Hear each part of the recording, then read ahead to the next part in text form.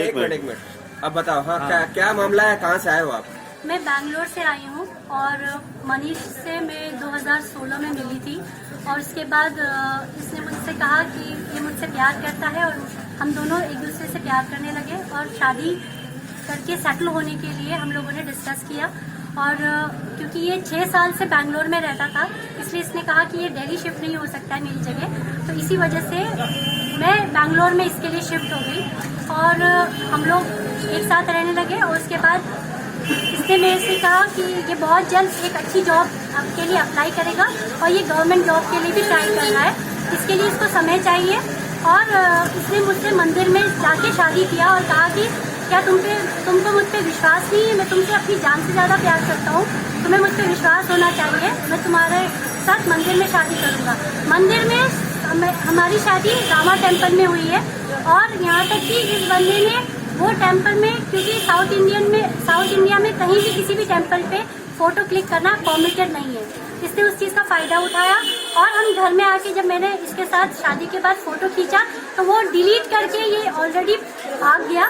और यहाँ तक कि 1 नवंबर में हमारी शादी 6 दिसंबर 2017 में रामा टेम्पल में हुई है।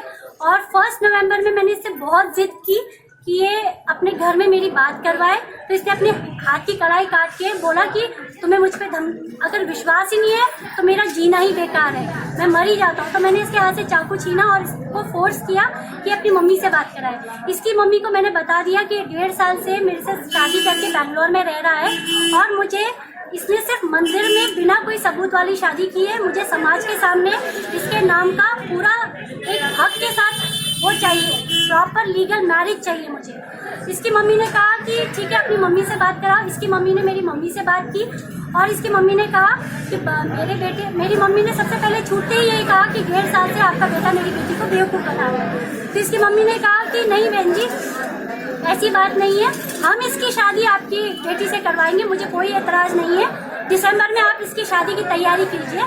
और इन्होंने कहा कि हम 1 दिसंबर में इन्होंने अपने बेटे को शादी की तैयारी करने के लिए हमारी मम्मी को बोल दिया और बोला कि डेट फिक्स कर देंगे 20 के बाद का। और 1 दिसंबर में ये पूरा मुझे बिना बताए रातों रात, मैं जब अपने ऑफिस गई इसने रातों रात सारा पूरा सामान पैक किया और ये बिल्कुल गायब हो गया। जब मैं ऑफिस से वापस आई लैंडलॉर्ड को पूछा मेरा पति कहाँ है, मेरा घर कहाँ है, तो उन्होंने कहा कि वो तो चला गया। कहाँ गया? तीनों फोन स्विच ऑफ। इसकी मदर को मैंने फोन किया रोते हुए, 3 दिन तक लगातार बिना खाए पिए में रोते हुए इनको कॉल किया। इनकी मम्मी ने कहा बेटा मुझे तो कुछ नहीं पता। और जब मैंने अपने पति का बैंगलोर में मिसिंग कंप्लेंट लिखवाया तो उन्होंने ट्रेस किया कि माँ बेटी की मिली भगत है और माँ ने ही उनके बेटे को भगाया है। तब पुलिस ने मुझे कहा कि इतना पढ़े लिखे होने के बाद भी, फोन कॉल डिटेल इतना तुम्हारे सामने होने के बाद भी अगर तुम नहीं समझती हो और FIR नहीं करती हो तो तुमसे बेवकूफ कोई नहीं हो सकता है और तुम्हारी दुनिया में कोई हेल्प नहीं। क्यों नहीं FIR दर्ज कराया आपने? मैंने सोचा कि मैं एक बार आके बात करूं, क्योंकि FIR करके क्या होगा, ये और डरेंगे। मैं अपना घर नहीं तोड़ना चाहती हूँ, ये चाहे मक्कार निकले, फ्रॉड निकले, कुछ भी निकले। कॉल डिटेल से मुझे पता चला कि मेरे प्रेजेंस में भी ये कई लड़कियों के साथ फ्लर्ट करता है।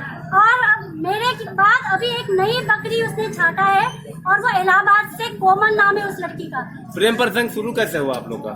हम लोग सोशल मीडिया में मिले थे, फेसबुक वगैरह से, इसके थ्रू हम लोग कांटेक्ट में आए और उसके बाद हमने फ़ोन एक्सचेंज किया और उसके बाद हम लोगों ने मिलने का डिसाइड किया। दोस्त से जुड़ा हुआ क्या मामला है? हाँ जी, दोस्त से जुड़ा हुआ क्या मामला है? क्योंकि मैं इस पे बिलीव करती थी और मैं इसके साथ ही रहती थी, इसके नाम का भी सिंदूर भरती थी, करवा चौथ का व्रत हो, तीज का व्रत हो, मैं सब रखती थी। मैंने उसको कहा कि मैं अब हमारे बच्चे की माँ बनना चाहती हूँ, तो ये मुझे कहता था कि ठीक है हम कोशिश करेंगे। ठीक है, हम लोग कोशिश कर भी रहे हैं पिछले 1 साल से।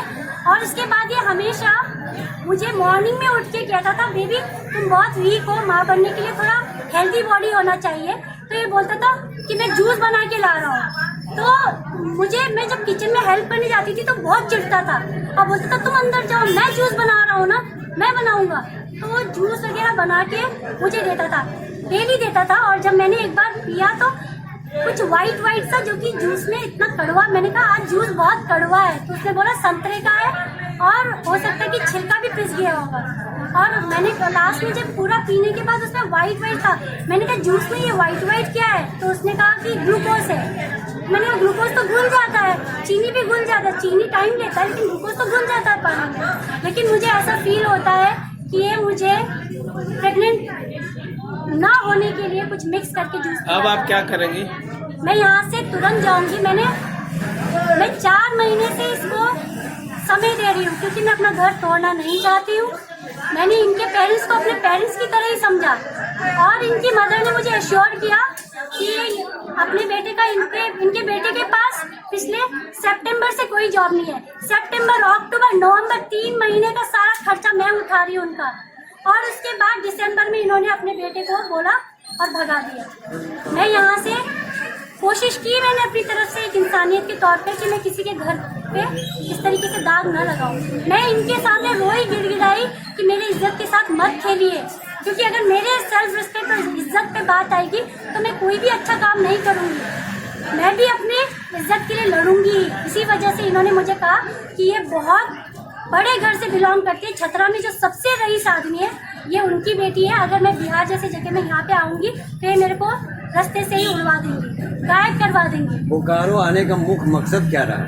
मेरा बोकारो आने का मुख्य मकसद यही था कि मैं इनसे बातचीत करके इनको समझाऊं कि मेरी इज्जत के साथ ना खेले और ये मुझे अपना ले। कि इन्होंने मुझे कहा कि ये गांव है, यहाँ पे कोई एसी नहीं है, कैसे रहोगी? मैंने कहा मैं बिना पंखे के भी रह लूंगी अपने पति के साथ।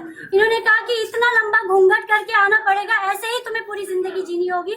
मैंने कहा मैं पूरा अपने आप को बोरे में बंद कर लूंगी। उन्होंने कहा वहाँ पे कोई मॉल नहीं है, ऐसे में भी रहना पड़ेगा। मैंने कहा मैं जिंदगी में कभी आपसे नहीं कहूंगी कि मुझे इस घर की दहलीज से बाहर भी निकलना है। मैं सारा कुछ करने के लिए तैयार हूँ, लेकिन मुझे अपने पति से दूर मत करिए मम्मी जी। पुलिस क्या कर रही है अभी? उन्होंने कहा कि क्योंकि ये सारी वारदात बैंगलोर की है तो मुझे पहले वहाँ पे FIR लॉन्च करना चाहिए। वहाँ से यहाँ चलने आने के लिए मैं पूरा बेस क्लियर करके आई हूँ।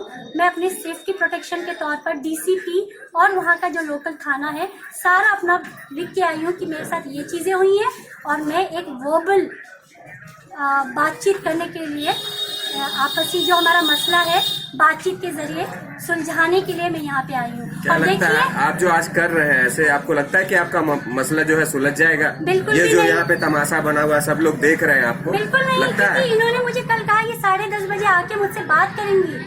उसके बाद ये पहली बात तो मैंने प्रधान जी से भी कहा था कि इनका टिकट मेरे पास कंफर्म्ड है। इनकी जो न्यू अभी जो बकरी है ना, जो नई लड़की फंसाई है, उसने मुझे क्लियर बता दिया था कि इनका आज टिकट फाइनल है, ये यहाँ 8:30 बजे तक पहुँच जाएंगे।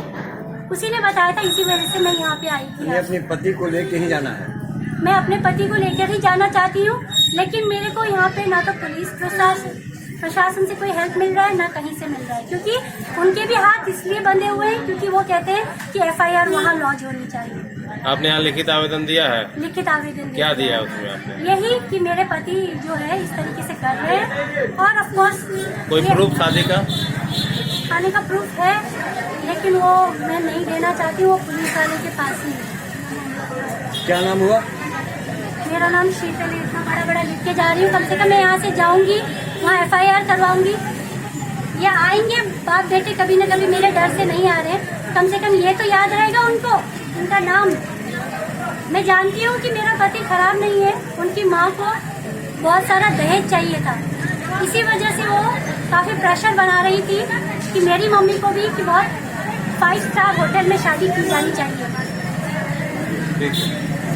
Thank you. और मीडिया की तरफ से जितना आप लोग हेल्प कर सकते हैं, प्लीज़ इसको सिर्फ अपनी इनकम के लिए ना बेचे, मेरी हेल्प करने के लिए बेचे। मेरी हेल्प करिए जितना हो सके। Thank you.